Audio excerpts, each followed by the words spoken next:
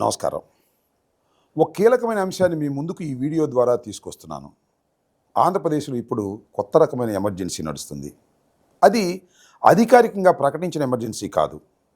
రాజ్యాంగాన్ని రద్దు చేసిన ఎమర్జెన్సీ కూడా కాదు. కానీ ప్రజలు ప్రశ్నించకూడదు. ప్రతిపక్ష కార్యకర్తలు ప్రభుత్వ వైఫల్యాలను బయటపెట్టకూడదు అని పోలీసులను అడ్డం పెట్టుకొని అమలు చేస్తున్న చంద్రబాబు డిజిటల్ ఎమర్జెన్సీ. సోషల్ మీడియాలో వ్యక్తిత్వ హననాన్ని అరికట్టడమే తమ లక్ష్యమని చంద్రబాబు చెబుతున్నారు. కానీ అసలు ప్రశ్న ఏమిటంటే, వ్యక్తిత్వ హననాన్ని అరికట్టడమే లక్ష్యమైతే వైఎస్ జగన్ గారిపై, ఆయన కుటుంబ సభ్యులపై, వైఎస్ఆర్సీపీ నాయకులపై జరిగిన అసత్య ప్రచారంపై ఎన్ని కేసులు పెట్టారు? మార్ఫింగ్ వీడియోలు చేసిన వారిపై ఎన్ని ఎఫ్ఐఆర్లు నమోదు చేశారు? మహిళా నాయకులను, వారి కుటుంబ సభ్యులను అత్యంత నీచంగా దూషించిన వారిని ఎంతమందిని అరెస్ట్ చేశారు? వైఎస్ఆర్సీపీ నాయకులు ఇచ్చిన వందలాది ఫిర్యాదుల్లో ఎన్ని ఫిర్యాదులు పోలీసులు పట్టించుకున్నారు? వీటికి సమాధానం చెప్పకుండా సోషల్ మీడియాలో సభ్యత గురించి చంద్రబాబు మాట్లాడడం అంటే దొంగే దొంగ అని అరుస్తున్నట్టుగా ఉంది. అసలు సోషల్ మీడియాలో విషాన్ని నింపింది ఎవరు? చంద్రబాబు సోషల్ మీడియా మోడస్ ఆపరండి రాష్ట్ర ప్రజలకు కొత్త ఏమీ కాదు. ముందుగా ఒక అబద్ధాన్ని తయారు చేస్తారు. ఆ అబద్ధాన్ని తనకు అనుకూలమైన పత్రికలు, టీవీ ఛానళ్ళు ప్రచారం చేస్తారు. ఆ తర్వాత వందలాది యూట్యూబ్ ఛానళ్ళు, వేల సోషల్ మీడియా ఖాతాల్లో అదే కథనాన్ని ఒకేసారి వ్యాపింపజేస్తారు. ఒకే అబద్ధాన్ని వందల ఖాతాలు ఒకేసారి పోస్ట్ చేస్తే రాష్ట్ర ప్రజలంతా అదే మాట్లాడుకుంటున్నారని భ్రమను సృష్టిస్తారు. ప్రభుత్వాన్ని ఎవరైనా ప్రశ్నిస్తే వారు లేవనెత్తిన అంశానికి సమాధానం చెప్పరు. వారి కుటుంబంపై దాడి చేస్తారు. వారి కులాన్ని తెర మీదకి తెస్తారు. వారి వృత్తిని కించపరుస్తారు. వారి వ్యక్తిత్వ జీవితాన్ని రోడ్డు మీదకు లాగుతారు. మార్ఫింగ్లు చేస్తారు. అసభ్య స్కిట్లు తయారు చేస్తారు. తప్పుడు వీడియోలు ప్రచారం చేస్తారు. అసలు ప్రజా సమస్యను పక్కన పెట్టి ప్రశ్నించే వ్యక్తినే నిందితుడిగా చూపిస్తారు. ఇది చంద్రబాబు నిర్మించిన వ్యవస్థీకృత డిజిటల్ విష వ్యవస్థ. తన వాళ్లకు పదవులు, ప్రశ్నించిన వారిపై కేసులు పెడతారు. ఇది చంద్రబాబు తీరు. కిరాకార్పి, సీమరాజు, స్వాతి చౌదరి, యాష్ల వంటి సోషల్ మీడియా ముఖాలు ఎలా పుట్టుకొచ్చాయి? వారిని ఎవరు ప్రోత్సహించారు? ఎవరి రాజకీయ ప్రయోజనాల కోసం వారు పనిచేస్తున్నారు?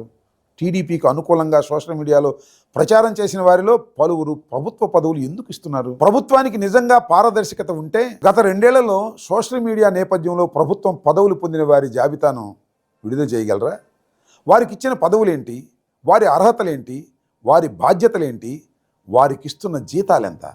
నియామక ఉత్తర్వులు ఎక్కడ అన్న వివరాలు ప్రజల ముందు ఉంచగలరా? తమకు అనుకూలంగా పోస్టులు పెట్టిన వారికి ప్రభుత్వ హోదాలు, లక్షల రూపాయల జీతాలు, ప్రభుత్వాన్ని ప్రశ్నిస్తున్న యువకులకి కేసులు, రౌడీ షీట్లు, అర్ధరాత్రి అరెస్టులు. ఇదేగా చంద్రబాబు చేస్తున్నది. కూటమి ప్రభుత్వం ఏర్పడి 2 ఏళ్లు పూర్తయ్యాయి. అభివృద్ధి ఎక్కడా? సంక్షేమం ఎక్కడా? సూపర్ 6, సూపర్ 7 హామీలు ఎక్కడా? ఆడబిడ్డ నిధి ఎప్పుడు వస్తుందని మహిళలు ఎదురు చూస్తున్నారు. నిరుద్యోగ భృతి ఎప్పుడు వస్తుందని యువకులు ఎదురు చూస్తున్నారు. 50 ఏళ్లకే పెన్షన్ ఎప్పుడు వస్తుందని ప్రజలు అడుగుతున్నారు.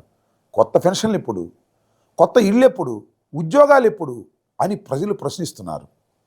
రైతులు విత్తనాల కోసం తిరుగుతున్నారు. ఎరువుల కోసం గంటల కొద్దీ క్యూలో నిలబడుతున్నారు. పండించిన పంటకు గిట్టుబాటు ధర లేక నష్టపోతున్నారు. మహిళలు భద్రత కోసం ఆందోళన చెందుతున్నారు. నిరుద్యోగులు ఉద్యోగాల కోసం ఎదురు చూస్తున్నారు. కానీ చంద్రబాబు క్యాబినెట్కి అత్యంత అత్యవసరంగా కనిపిస్తున్న సమస్య ఏమిటంటే సోషల్ మీడియా పోస్టులు. ప్రజల సమస్యలపై పూర్తి స్థాయి దృష్టి పెట్టని ప్రభుత్వం సోషల్ మీడియాపై మాత్రం పూర్తి స్థాయి దృష్టి పెట్టాలని పోలీసులను ఆదేశిస్తుంది. సోషల్ మీడియాపై టాస్క్ ఫోర్సులు, క్యాబినెట్ సబ్ కమిటీలు వేస్తారట. మరి కస్టోడియల్ మరణాలపై సబ్ కమిటీ ఎందుకు వేయరు? పోలీసుల దౌర్జన్యాలపై ఎందుకు వేయరు? అక్రమ నిర్బంధాలపై ఎందుకు వేయరు? కూటమి నాయకుల దాడులపై ఎందుకు వేయరు? ప్రభుత్వం నిజంగా మంచి పనులు చేస్తుంటే ఒక సోషల్ మీడియా పోస్టుకి ఎందుకు భయపడాలి?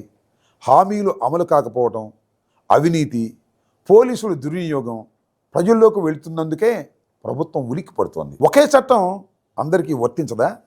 వైఎస్ జగన్ గారిని ముఖ్యమంత్రి స్వయంగా వ్యక్తిగతంగా అవమానిస్తూ మాట్లాడడం వ్యక్తిత్వ హననం కాదా? చట్టం ప్రతిపక్ష కార్యకర్తలకు మాత్రమే వర్తిస్తుందా? ముఖ్యమంత్రికి వర్తించదా? పెయిడ్ ఆర్టిస్టులతో వైఎస్ఆర్సీపీ నాయకులను, వారి కుటుంబ సభ్యులను అవమానిస్తూ చేసే క్రూరమైన స్కిట్లు వినోదమా? ప్రభుత్వాన్ని ప్రశ్నిస్తూ చేసిన వీడియో మాత్రం నేరమా? టీడీపీ నాయకులు ఫిర్యాదు చేస్తే గంటల్లో కేసు నమోదు చేస్తారు. వైఎస్ఆర్సీపీ నాయకులు ఫిర్యాదు చేస్తే చెత్తబుట్టలో వేస్తారు. ఇది చట్టపాలన కాదు.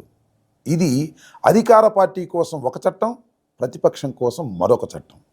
నిజంగా సోషల్ మీడియా నేరాలను అరికట్టాలంటే ఒకే చట్టం, ఒకే ప్రమాణం, ఒకే న్యాయం అందరికీ వర్తింపజేయాలి. అలా చేసే ధైర్యం చంద్రబాబు ప్రభుత్వానికి ఉందా? టాస్క్ ఫోర్స్ పేరుతో రాజకీయ నిఘా వ్యవస్థ. సోషల్ మీడియాపై ప్రత్యేక టాస్క్ ఫోర్స్ ఏర్పాటు చేస్తారట. నేరాలను అరికట్టడానికా, లేక ప్రభుత్వాన్ని ప్రశ్నించే ఖాతాలను గుర్తించి వేటాడటానిక? బయట నుంచి ప్రత్యేక సిబ్బందిని తీసుకోవాలని ముఖ్యమంత్రి ఆదేశించడం చూస్తుంటే పోలీసు వ్యవస్థకు సమాంతరంగా రాజకీయ నిఘా వ్యవస్థను తయారు చేస్తున్నారా అన్న అనుమానం వస్తుంది. ఈ task force TDP social media నుండి వస్తున్న ఫేక్ న్యూస్, మార్ఫింగ్లు, అసభ్యకర వీడియోలను కూడా విచారిస్తుందా? ఐటీడీపీ ఖాతాలు, అనుబంధ యూట్యూబ్ ఛానళ్ళు, వాటి ఆర్థిక లావాదేవీలపై కూడా విచారణ చేస్తుందా? టీడీపీ అనుకూలంగా పోస్టులు పెట్టేందుకు గూగుల్లో చెల్లింపులు, ఇతర ప్రోత్సాహాలు అందాయన్న ఆరోపణలను పరిశీలిస్తుందా? లేదా ముందుగానే వైఎస్ఆర్సీపీ కార్యకర్తల జాబితాను సిద్ధం చేసుకొని వచ్చిందా? న్యాయపరమైన చిక్కులు రాకుండా చూడాలి అని చంద్రబాబు చెప్పడం మరింత అనుమానాలకు తావిస్తుంది. చట్ట ప్రకారం నడుచుకోవాలని చెప్పకుండా న్యాయపరమైన చిక్కులు రాకుండా ఎలా కేసులు పెట్టాలో ఎందుకు చెబుతున్నారు? ముందుగా వ్యక్తిని లక్ష్యంగా నిర్ణయించి తర్వాత అతనికి సరిపోయే సెక్షన్లు వెతకాలనే సంకేతం ఇది. ఏది నిజం, ఏది అబద్ధం అని చంద్రబాబు, ఆయన మంత్రులే నిర్ణయిస్తారా? లేక స్వతంత్ర విచారణ సంస్థలు, న్యాయస్థానాలు నిర్ణయిస్తాయా? ప్రశ్నిస్తే రౌడీ షీట్లు, అర్ధరాత్రి అరెస్టులు, ప్రభుత్వాన్ని నిలదీసిన యువకులపై రౌడీ షీట్లు తెరవడం, అక్రమంగా పోలీస్ స్టేషన్లకు పిలిపించడం, గంటల కొద్దీ విచారించడం, ఫోన్లు స్వాధీనం చేసుకోవటం, కుటుంబ సభ్యుల్ని బెదిరించడం, అర్ధరాత్రి ఇళ్లపైకి పోలీసులు పంపించటం, ఇవన్నీ ప్రజాస్వామ్యంలో జరుగుతున్నాయా లేక నియంతృత్వ పాలనలో జరుగుతున్నాయా? ప్రతిపక్ష కార్యకర్తలు ఇళ్లపై దాడులు చేసిన వారు వీడియోలో స్పష్టంగా కనిపించినా అరెస్టులు ఉండవు. కానీ ఒక పోస్ట్ పెట్టిన యువకుడికి ఇంటికి మాత్రం అర్ధరాత్రి పోలీసులు వెళ్తారు. పోలీసుల పని ప్రజల ప్రాణాలు, ఆస్తులు, హక్కులను కాపాడటం. ముఖ్యమంత్రి, మంత్రులు, కూటమి నాయకులు రాజకీయ ఇమేజ్లను కాపాడటం కాదు. ఒక పోస్టును ఆర్గనైజ్డ్ క్రైమ్గా చూపిస్తారా? ఒక యువకుడు పోస్ట్ పెడితే అతన్ని ఆర్గనైజ్డ్ క్రైమ్కు లింకు చేయడం అత్యంత ప్రమాదకరమైన ధోరణి. ముందుగా నేరం జరిగిందా లేదా అని దర్యాప్తు చేయాలి. కానీ ముందుగానే బెయిల్ రాని సెక్షన్ పెట్టాలని నిర్ణయించడం ఏంటి? న్యాయస్థానం తీర్పు ఇవ్వకముందే ప్రభుత్వం శిక్ష విధిస్తుందా? ప్రధాన మీడియాని మేనేజ్ చేశారు. ఇప్పుడు సోషల్ మీడియాని పోలీసులు మేనేజ్ చేస్తారా? రాష్ట్రంలో ప్రధాన పత్రికలు, టీవీ ఛానళ్ళు ఎక్కువ భాగాన్ని చంద్రబాబు తన అనుకూల ప్రచార వ్యవస్థలుగా మార్చుకున్నారన్న విమర్శలున్నాయి. ప్రభుత్వ వైఫల్యాలను ప్రధాన మీడియాలో చోటు లేకపోవడంతో ప్రజలు తమ సోషల్ మీడియా ఖాతాలని సొంత ఛానళ్లుగా మార్చుకున్నారు. ప్రభుత్వ అవినీతిని బయటపెడుతున్నారు. పోలీసుల దౌర్జన్యాలను రికార్డ్ చేస్తున్నారు. పోలీసుల వైఫల్యాలను ప్రశ్నిస్తున్నారు. ప్రజల చేతిలో ఉన్న ఒకే ఒక్క వేదికను కూడా చంద్రబాబు తట్టుకోలేకపోతున్నారు. అందుకే మొదట ప్రధాన మీడియాను మేనేజ్ చేశారు. ఇప్పుడు సోషల్ మీడియాని పోలీసులతో మేనేజ్ చేయాలని చూస్తున్నారు. చంద్రబాబు కోరుకుంటున్నది స్వతంత్ర మీడియా కాదు. తన్ను పొగిడితే జర్నలిజం, ప్రశ్నిస్తే నేరం అన్నట్టుగా పాలన చేస్తున్నారు. పోస్టులపై పవర్ పాయింట్, ప్రాణాలపై మాత్రం మౌనం. కేబినెట్ సమావేశంలో డీజీపీ సోషల్ మీడియాపై పవర్ పాయింట్ ప్రజెంటేషన్ ఇచ్చారట. మరి సాయికృష్ణ మరణంపై ఎందుకు పవర్ పాయింట్ ప్రజెంటేషన్ ఇవ్వలేదు? మృతదేహం మాయం చేశారన్న ఆరోపణపై ఎందుకు చర్చించలేదు? రహస్యంగా దహనం చేశారన్న ఆరోపణపై ఎందుకు మాట్లాడలేదు? సీసీ ఫుటేజీలు తొలగింపై ఎందుకు నోరెత్తలేదు?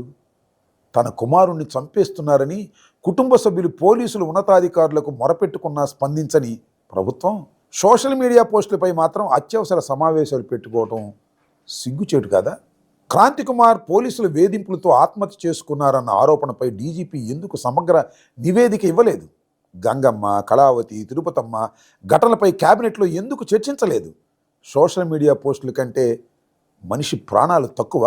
కస్టోడియల్ మరణాలపై టాస్క్ ఫోర్స్ లేదు. పోలీసుల దౌర్జన్యాలపై టాస్క్ ఫోర్స్ లేదు. అక్రమ నిర్బంధాలపై టాస్క్ ఫోర్స్ లేదు. కానీ వాటిని ప్రశ్నిస్తున్న ప్రజలపై మాత్రం టాస్క్ ఫోర్స్. ఇది డైవర్షన్ రాజకీయం. సూపర్ 6 హామీలు వైఫల్యం నుంచి ప్రజల దృష్టిని మరలించాలి. రైతుల సమస్యలు ప్రజల్లోకి వెళ్లకుండా చూడాలి. నిరుద్యోగులపై చర్చ జరగకుండా చేయాలి. మహిళల భద్రతపై ప్రశ్నలు రాకుండా చూడాలి. సాయికృష్ణ, కాంతికుమార్ ఘటనలు సమాధానం చెప్పకుండా తప్పించుకోవాలి.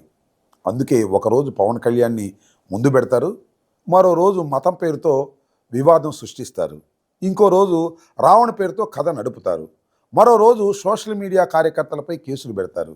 ప్రజల సమస్యలకు సమాధానం చెప్పకుండా వివాదాలు సృష్టించడం, ప్రతిపక్షంపై నెట్టడం, పోలీసులతో గొంతులు నొక్కించడం ఇది చంద్రబాబు పాత రాజకీయ పద్ధతి.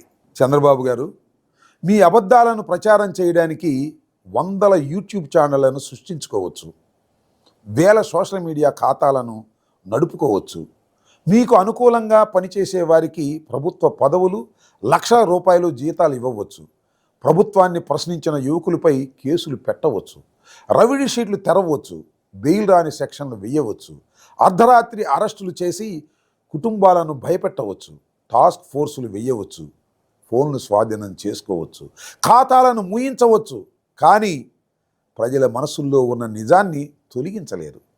ప్రజలను కొంతకాలం భయపెట్టవచ్చు, కొన్ని గొంతులు తాత్కాలికంగా నొక్కవచ్చు, కానీ ప్రతి గొంతును శాశ్వతంగా మూయించలేరు. సోషల్ మీడియాలో విషాన్ని నింపిన వారే ఇప్పుడు సోషల్ మీడియాను శుద్ధి చేస్తామని చెప్పడం దెయ్యాలు వేదాలు వర్ణించినట్టుగా ఉంది. దొంగే దొంగ దొంగ అని అరుస్తున్నట్టుగా సోషల్ మీడియాలో సభ్యత గురించి చంద్రబాబు మాట్లాడుతున్న తీరును ప్రజలు గమనిస్తున్నారు. ప్రజల గొంతును నొక్కిన ప్రతి ప్రభుత్వానికి చరిత్రలో ఒక తీర్పు వచ్చింది. చంద్రబాబు ప్రభుత్వానికి అదే తీర్పు